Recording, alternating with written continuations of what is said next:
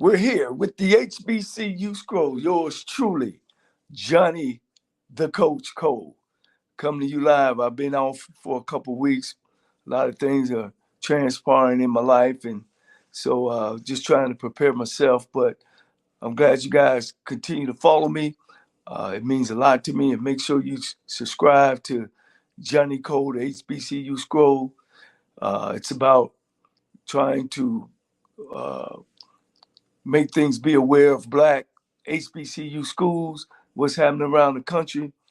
This past weekend, it was a big weekend with All-Star Weekend going on, and had a major surprise when they say white men can't jump.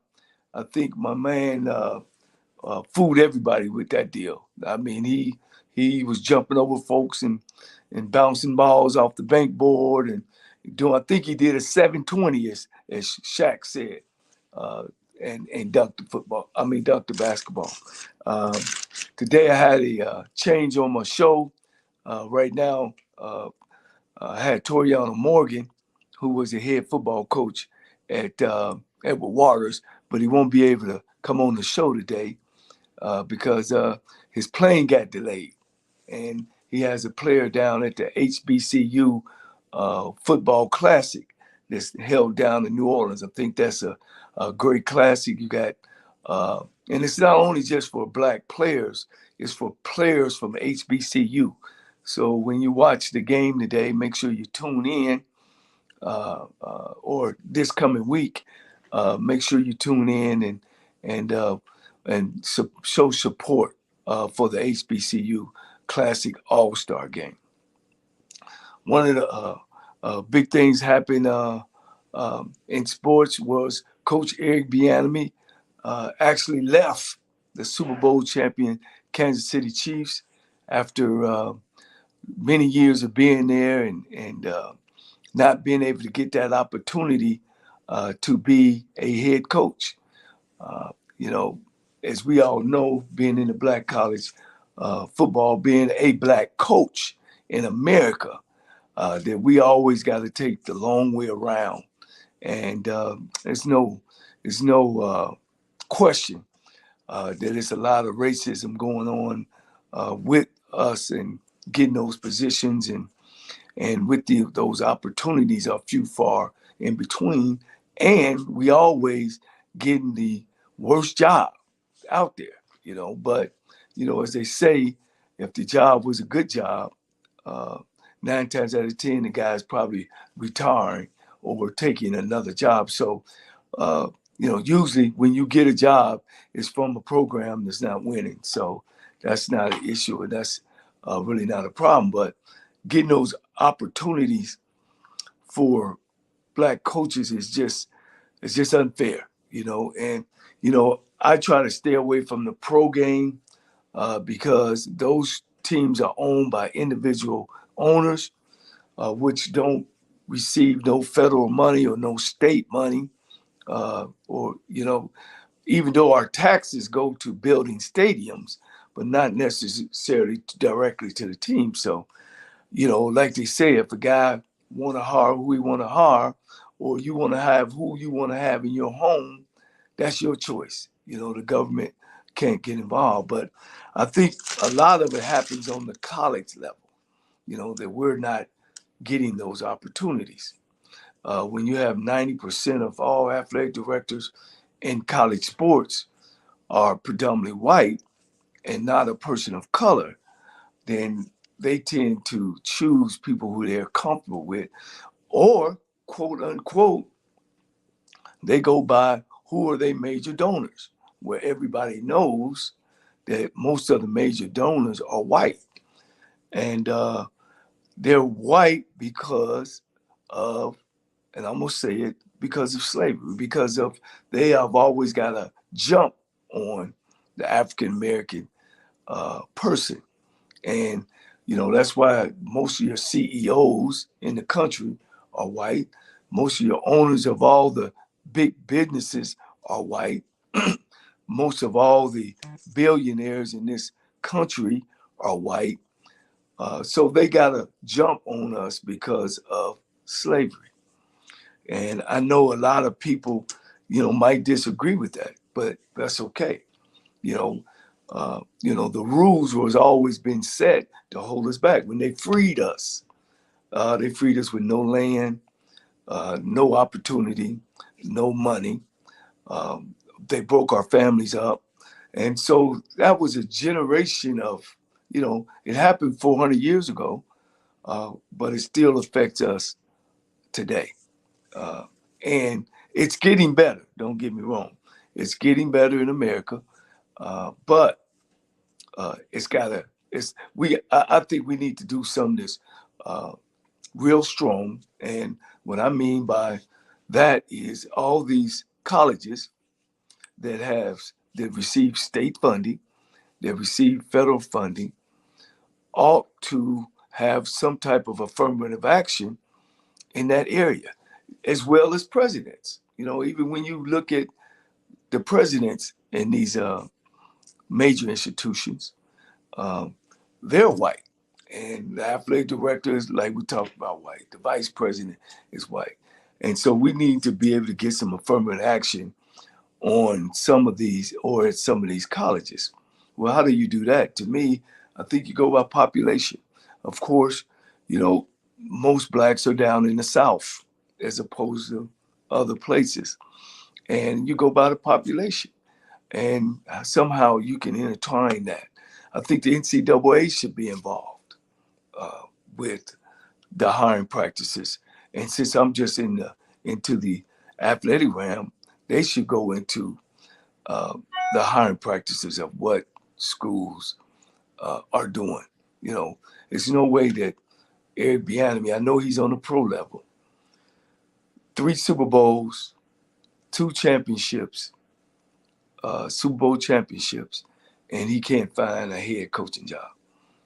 I mean, Jesus, if you're giving everybody else a chance, the Miami Dolphins had a young head coach, Arizona Cardinals, he got a chance to even take the job, even though they fired him at Arizona, but he got the opportunity. Who says that Eric Bieniemy will get a head job and do bad? Who says he would do good? But the opportunity should have been provided for him. And those things are happening on the college level. There's out of over 118 college football programs. When you look at the sideline, there's a white coach there. And so those are things that's out there that always drive me and drive my show to want to expose those type of things. But it's just not, and what we would say, the other people, it's us. It's us. So I want to bring on my guest. Uh, he's not coming live today, but he's a Hall of Famer. Well, let me see. He's an NCAA Hall of Famer. He's a SWAC Hall of Famer.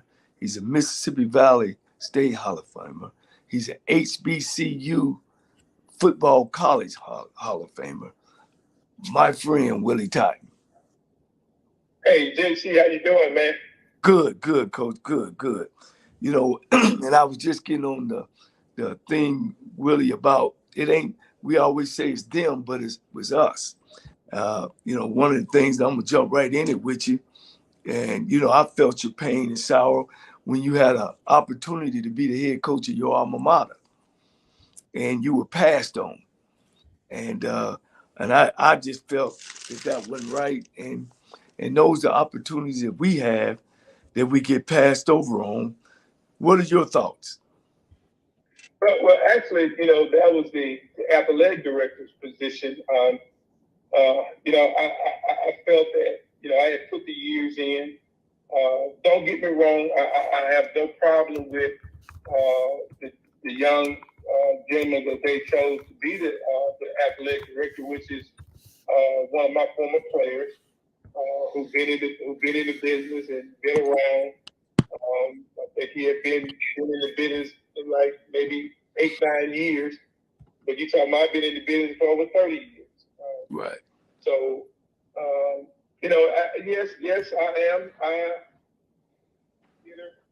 For not getting the opportunity But I thought I put in my time. I thought I put in the necessary research that I needed to do to get the job. And I want to see Valley be at the top. And I thought I was in position to do that, to help Valley to excel.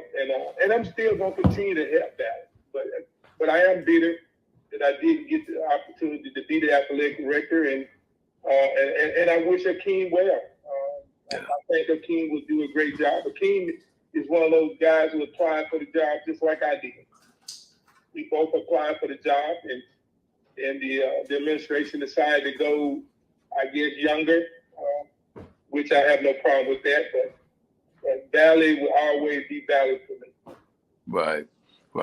Well, and I know you're a modest guy, and but when you look at it on his face, you played there.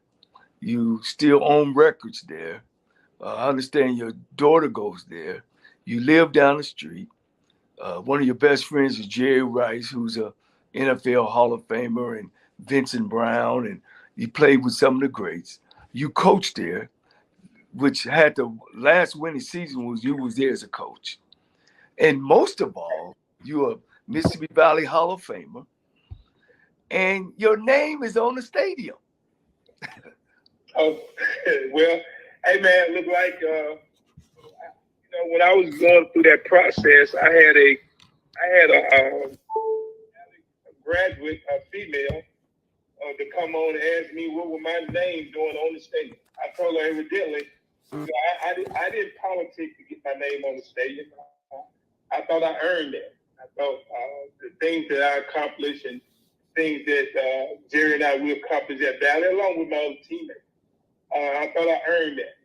But for her to attack my character like that, I felt some type of way because it's obvious that she has no idea how things work. Right. I think she just wanted to be foolish. I think she just wanted to act stupid and ask a stupid question like that. And that right there, I started just walk out, man, just take my name out. For her to to say something that stupid, that was crazy. And that was in the interviewing process.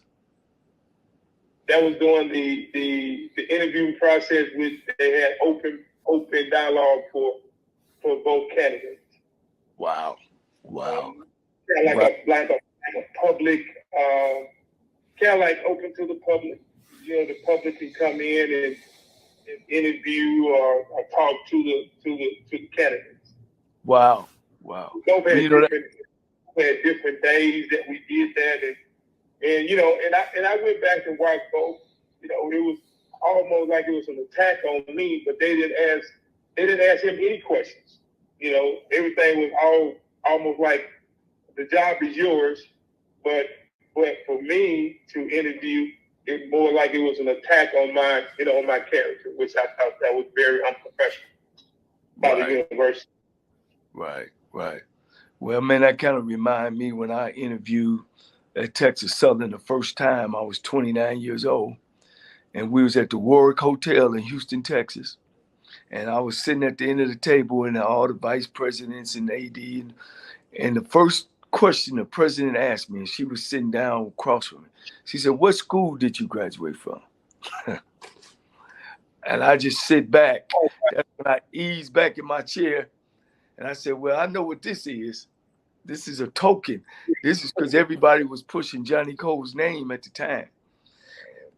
And she ended up giving a job to Bill Thomas at Texas Southern. He went on to do a good job there at Texas Southern. But, those are the type of things that we can't afford to do, but we do it all the time in Black schools.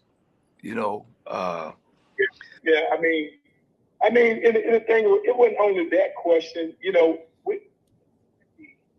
had the national alumni president, who I thought should have been neutral. He was neutral in the other candidate, but he asking me a lot of questions that, in other words, it would be like a popularity contest. It wasn't. I don't think it was for the best person for the job. I think it was like, who do I like? So if you had something against Willie Totten, I can come on here and I can talk about what I don't like about Willie Totten and get different opinions from other people. And I think that's what it got to. It even got on Facebook that come to the here. It was almost like we were campaigning.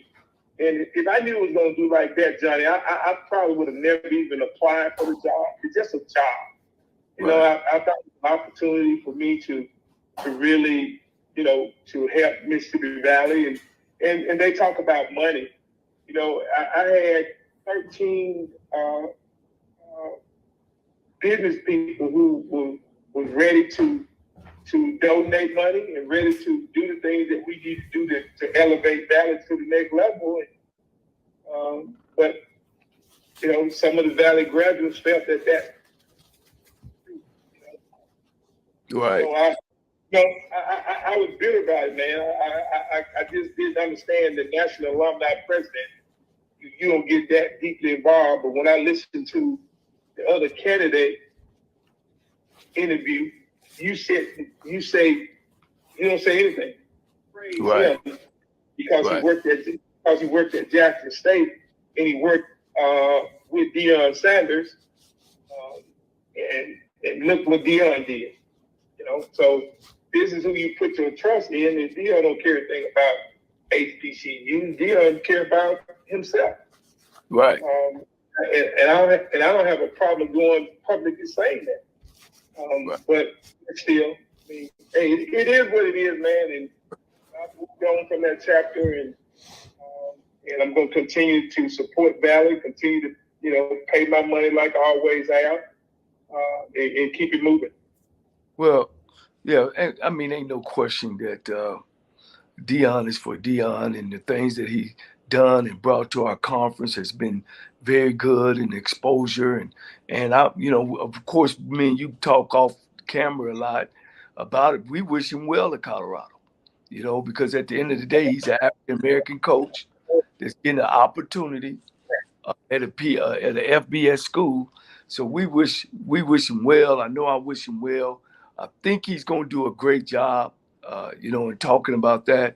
We could kind of converse a little bit, and this is the reason why I think he's going to do a good job. I just feel that players from the South and Florida, and he's got a good recruiting base compared to the kids that come from the West Coast. They're more finesse players. I think he's going to do a good job. How well will he jump off and have a winning season this year? I'm giving him 50-50. University of Colorado has been terrible the last couple of years, the last 5 or 6 years. But I think what Deion is doing there and the staff that he's put together, I really look for him to do well this year. What's your thoughts on that? I think he's gonna struggle. I think he got a lot. I think that he has to do. I think he put a good staff together, like you said, and I'm so happy that he took Coach Dancy. Coaches that he got on his staff. Coach Dancy was my former boss when I was working at Mississippi Valley. I think he's a great young coach with a great football mind. And I'm glad that he kept his word. He was looking out for Coach Dance, and he took care of Coach Dance. But to play in that conference, I think it's going to take him a couple of years to really just kind of get it flowing. I think the first couple of years, I think he's going to struggle, and that's not a hate on it, but I think just from looking at the program over the years and looking at the program, like you say, they've been pretty bad. I see that he recruited a couple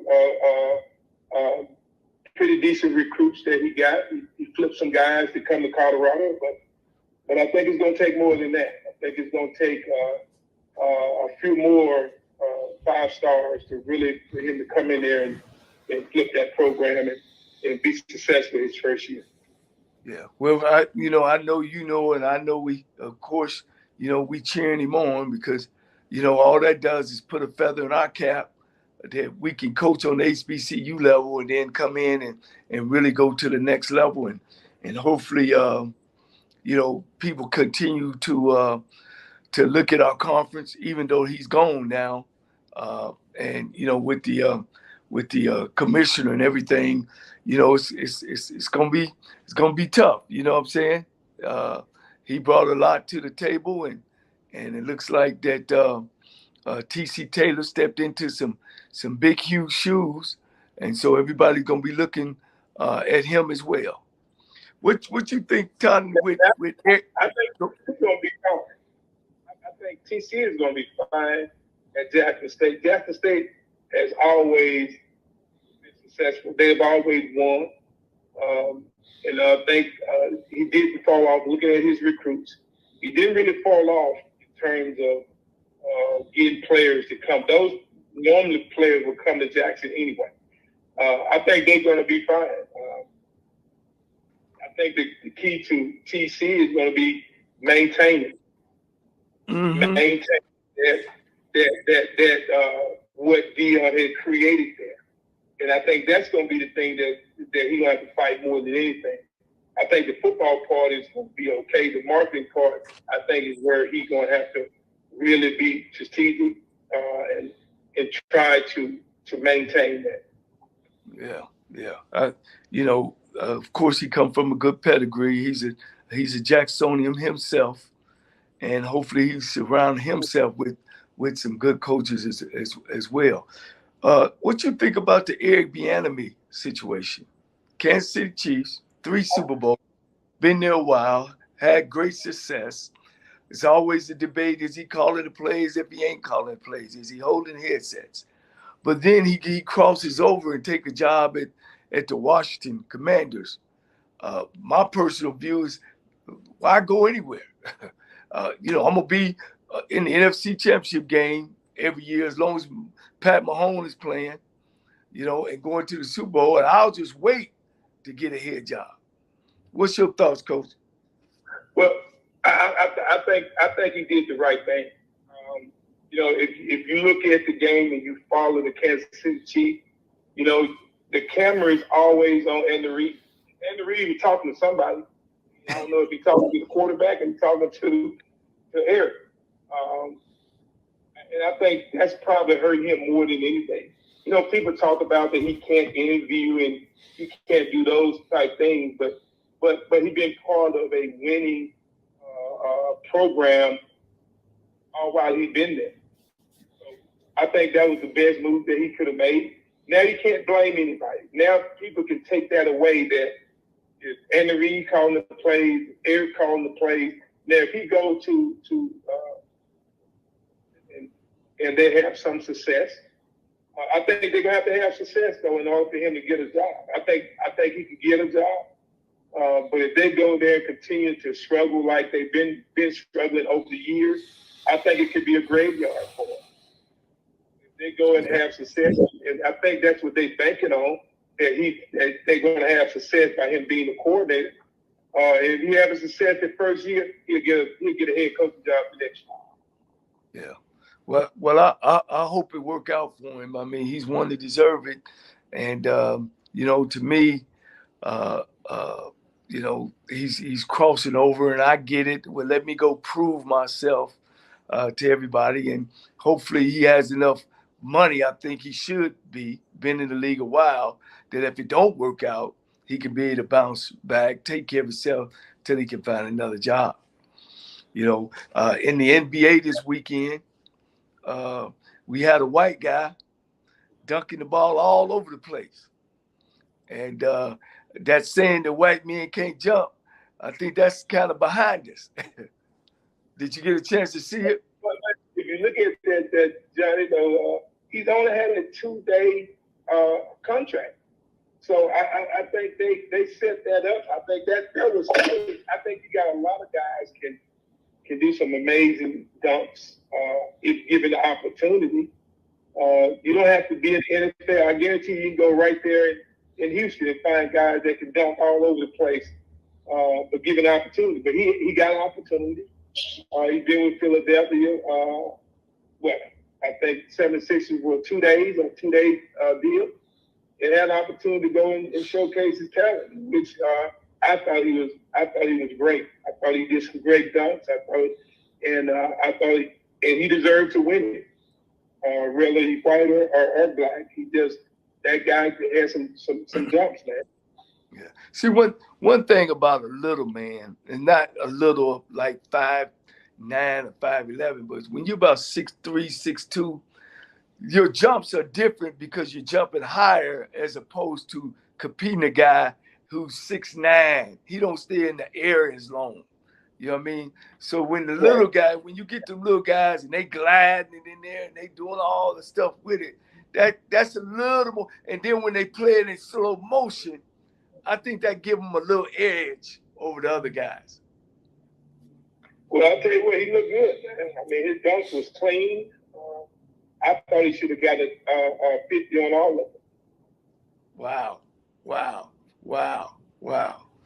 But yeah, well, look, hey, back to the football end of it, Coach, and I think all the positions are taken up. And when you look at your PWI schools, your big schools, I want to say we got 3 coaches in there, you know, along with Prime, black head coaches. We still didn't make any progress. And as I was saying earlier, you know, you really can't talk about the pro level, but you can't talk about the college level because they state funded and federal funded. And I just, you know, I'm still trying to find that key to really say, you know, what do we need to do and what pressures we need to put on at some of these universities to be able to give these black coaches opportunities. I mean, if I knew the answer to that one, man, I tell you, we probably could be really, really moving forward. But I think we're at a standstill. I think it's pretty much the ADs. I think it's the presidents. You get these ADs now who I think is more CEOs, never played the game of football and really don't understand what it takes. And I think that's where the problem is at. I mean, you get ADs who come in now and everybody want to make money, but you forget about the football aspect of it. And I understand it's a business, and I understand that everybody got to hold their own. But I think black coaches are getting the short end of the stick, even at HBCUs, and I think that's really is a shame. Yeah. I was watching the XFL this weekend, and they picked 4 white coaches and 4 black coaches. And so having I watched the DC team that's coached by my guy from Alabama State, Coach Barlow. And I looked at the game and I seen Coach Greg Anderson, white coach, defensive coordinator, who done a great job. The team defense done a great job, put a lot of pressure on the other team. And then I seen the other coordinator, Fred Keiss, who's coached in the SWAC. Matter of fact, he's worked for me at Tennessee State, and he was the offensive coordinator, white guy. That didn't set well with me. It didn't set well with me at all. Because Coach Barlow is his opportunity and to get who he think is the best, but it's got to be some type of loyalty, you know. In that case, it ain't them, it's us, you know. Right. How did that game turn out? They end up winning 22-24, something like that, 22-25. Okay, his team did win. Yeah. The defense scored a touchdown and they set up 2 other touchdowns or 1 other touchdown, for them to actually win. Offensively, they didn't do well, but defensively they played well. They played good.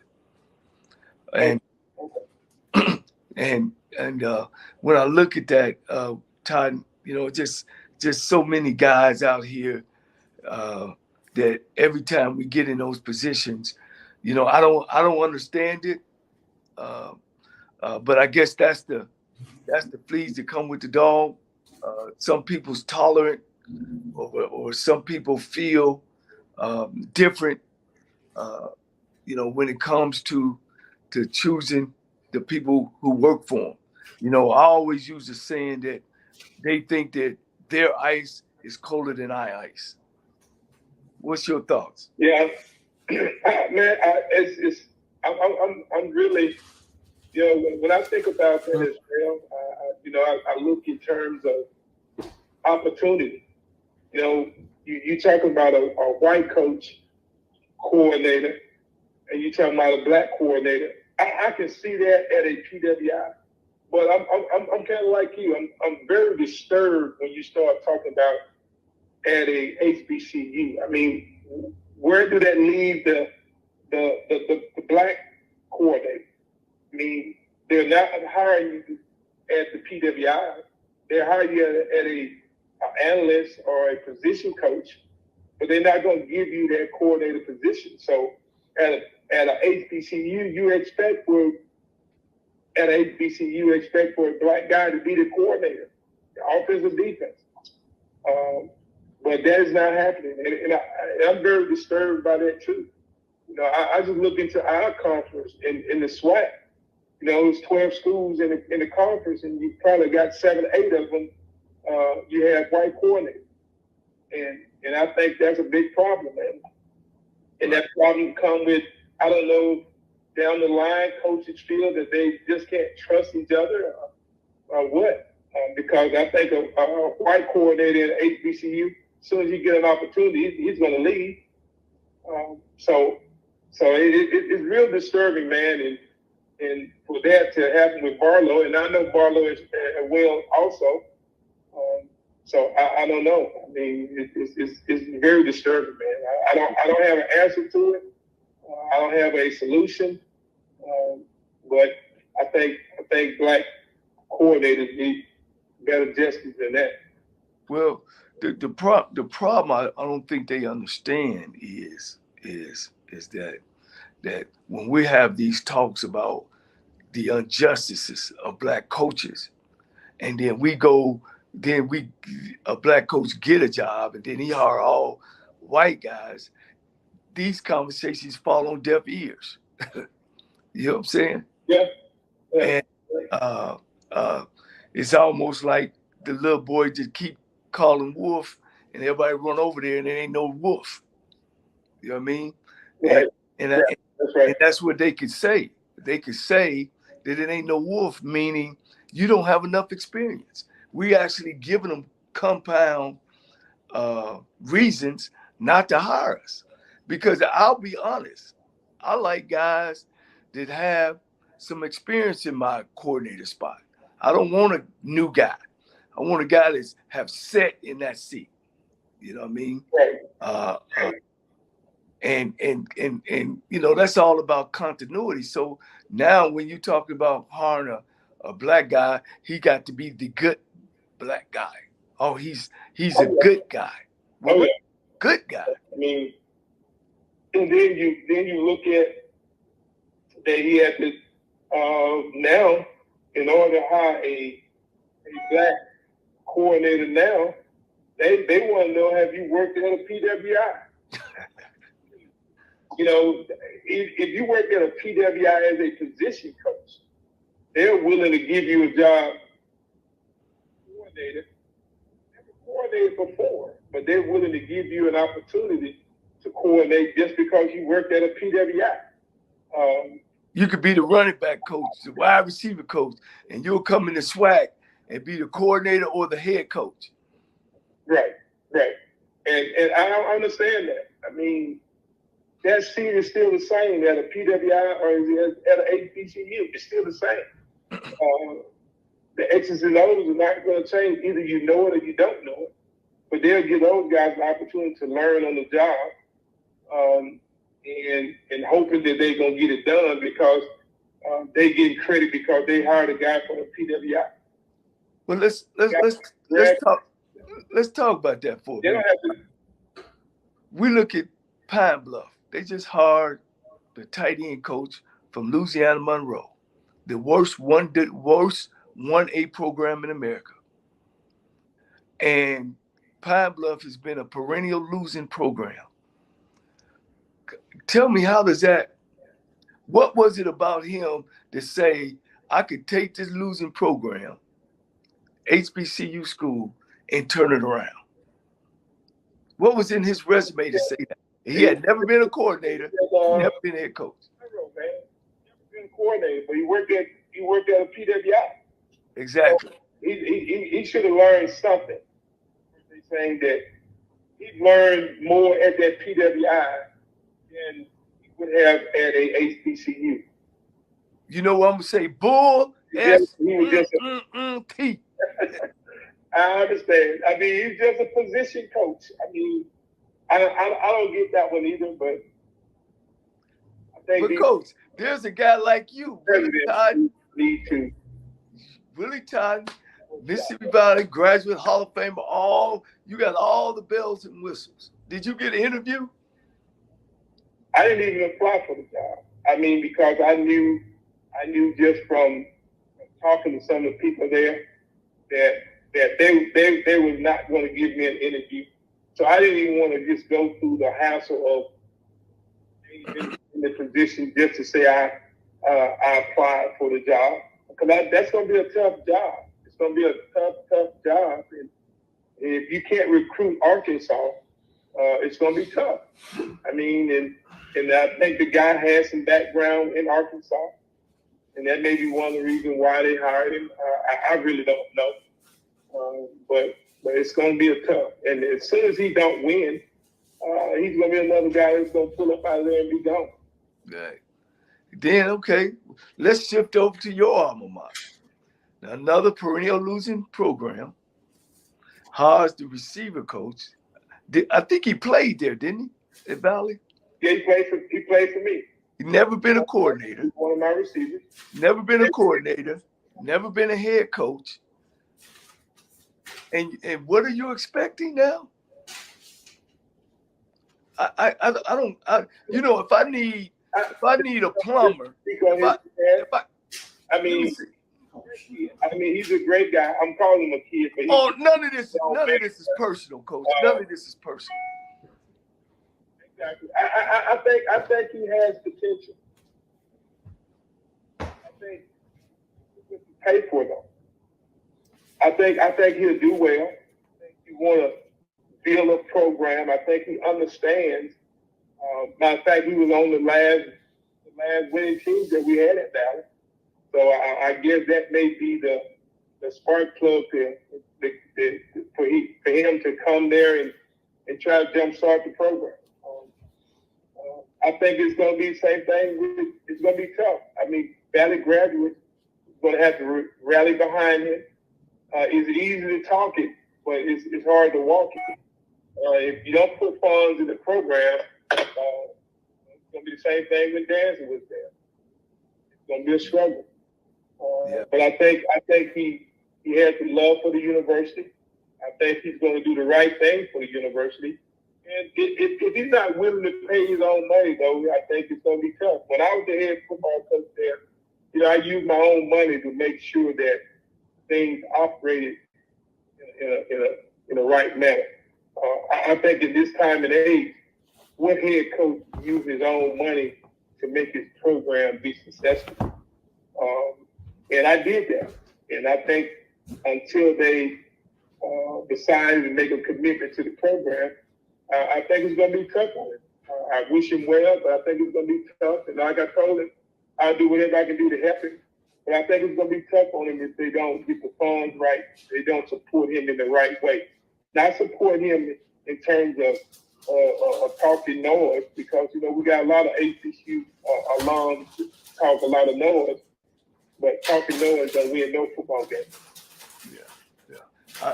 I just say that I don't get it. If I need a plumbing job done, a big plumbing job, I don't think I would bring I want to see the plumber I want to do a study on the guy that I'm trying to hire. You know, when you call around for second um, uh, ideas of guys that's doing, you know, you want to know their work record. And if I got a big job, you know, I want a guy who has done that job. You know what I mean? So I'll know that he's had that experience in doing that job. You know what I mean? I know I started from somewhere. You know, I'm kind of old school, you know, being the youngest of 9 children, you know, I knew not to run to the car and get a window seat. I knew that I had to wait my turn. You know what I mean? And that's kind Right. of been my philosophy. And when you get in these jobs, you've been a head coach. You know, sometimes you sitting up in that office and you don't made a big mistake decision, or you got to make one.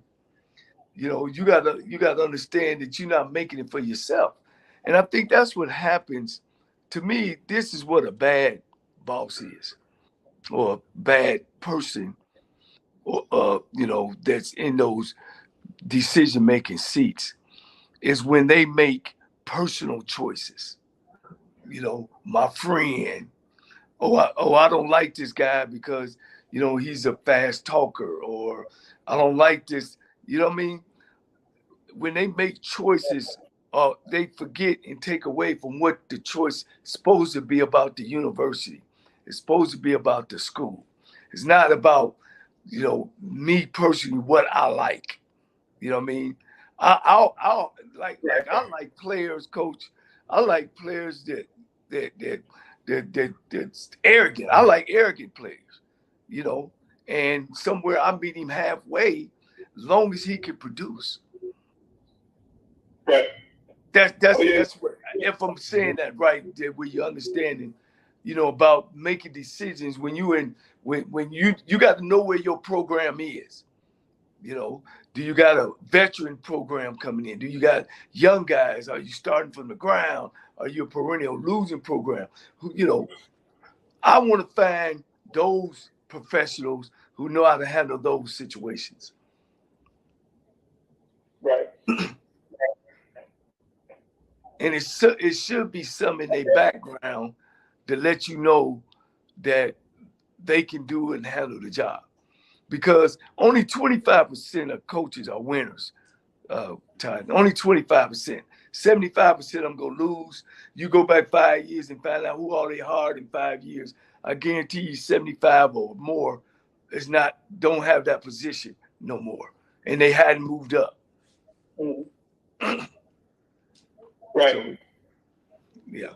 So we just gotta do a better job. It's gonna be real interesting this year in the SWAC conference. Give me your choices. Who's gonna win the conference next year? Go down the line. I really, I really feel that Fam, you're gonna win it hands down. FAMU. I just, yeah, I think FAMU been close every year, and I think they're going to do it this year. Jackson, the first year they played Jackson State, they won by 1, and Jackson jumped on them. Jackson jumped on them this past season, but I think Willie's going to be fine this year, and we'll see that in the first game. And I think, looking at it, I think Jackson and Southern probably going to be real close, probably for the second and third spot.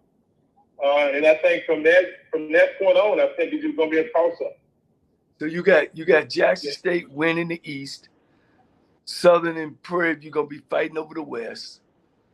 So who's gonna come in second place over on the East side? You got Bethune-Cookman, Alabama A&M, Alabama State. I saw some improvement in Alabama State. I think Alabama State may have a good chance to probably be the second place team in the East, and I think it's going to come down between probably Prairie and Southern in the West. And now you don't give Texas Southern no love over there. They got a 5-year coach on his 5th year. They finished 5-6. They was young. Where you think they gonna fall at? I don't think Texas Southern played decent in spots. They got a real. I think the quarterback is legit. I think he can play. But I really don't know what else they're gonna do if they're in Texas Southern. But I think it's just gonna be a toss up. You think Prairie View gonna fall off, huh? Fall all the way off. I don't think Prairie View gonna fall off. I think it's gonna be between Prairie View and Southern again. And I think probably looking at maybe Texas Southern. Alcorn, I really don't know where Alcorn is gonna fall. I mean, Alcorn lost 2 coaches to Jackson State. But they did pick up a good coach in Derek Welch, who's going to be the secondary coach. I thought they did well there, but I don't know exactly where they're going to fall. Right. So let's look at it again. On the East, you got Florida A&M first, Alabama State, Alabama A&M. I think it'd be Jackson. I think Jackson be second. I think Alabama State will be third. A&M will be fourth. Right. I think you got Bethune, Cookman, and Valor. That credit. I think Valor will come in fifth, and I think Bethune Cookman will come in sixth. Okay. Then over on the west side, we got Southern, Prairie View.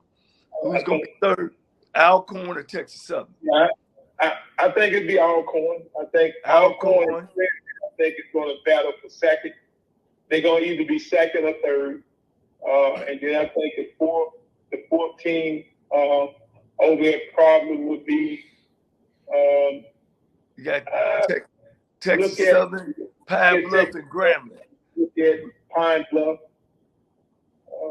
But I think Pine Bluff probably would be 6, and Texas Southern probably would be. Yeah. Okay, you're forgetting one now. You're forgetting them Grambling State Tigers. Oh, I do forget. Oh man, that's my school, man. I forgot all about Grambling. I think Grambling probably would be 4th. Yeah, gonna mix them up in the middle. Grambling be 4th. I don't think Grambling gonna be Alcorn or Prairie View. Right. And I think they'll fall 4th place. And then I think Texas Southern probably will be 5th, and then Pine Bluff will be 6th.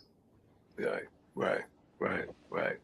So, Coach, I know you was at over in Minnesota, and now you making another move, popping up, and we're gonna definitely follow your progress, and I'll be seeing you real soon, on a new adventure, and we probably gonna do a little show on that as well when we get everything set up. Okay, that sounds great, man.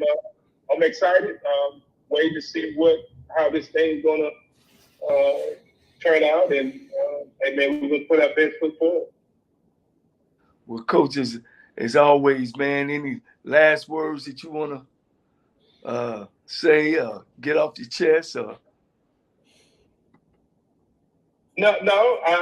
I guess the last thing, I appreciate the show. I appreciate you doing this, because a lot of guys don't want to come on and talk about the real talk.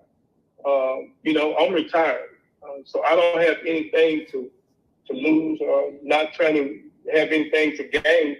But I'm not afraid to talk about the sensitive issues that we're sweeping up under the rug. I mean, you got a lot of guys out here, man, that understand that they're trying to make a living, which I don't have a problem with that. But I don't mind speaking the truth, and I try to say that with a true heart. But that's why I don't have a problem when you ask me to come on the show and let's talk. I mean, that's what it's about. because people pretend like they don't know. They pretend like I didn't know it was like that. If you don't talk about it, no, you would never know. You only want to talk about the issues that you feel is comfortable for you. But it's not. Maybe it's not for me. Maybe the issues that I talk about, maybe it'll help someone else. Don't necessarily have to help me. Maybe it'll open the door for someone else to get that opportunity that I was passed up on, opportunity that I thought that I didn't get a fair shake on. And if it give another guy an opportunity to do that, I'm good with that. All right, Coach. Appreciate you, man, as always. And we'll chop it up a little later. All right, man. Appreciate you, brother. All right. As we come to the end, Coach Totten said it all. It's about helping someone else and making sure that our future is bright, and especially for the young guys coming through. And as I always say, if you feel yourself at the end of the rope, tie a knot, hold on tight, because ain't nobody bad like you. It's Sybil Wilkes with what you need to know. Today is Monday, February 27th, 2023. Number 1, history was made in a recent special election held in Virginia. Democrat Jennifer McClellan won the election for the 4th Congressional District. The 50-year-old corporate attorney and former state legislator is now that state's first black woman to represent Virginia in the United States Congress. The Associated Press reported prior to Tuesday, only 22 states had ever elected a black woman to Congress. Today, make that 23.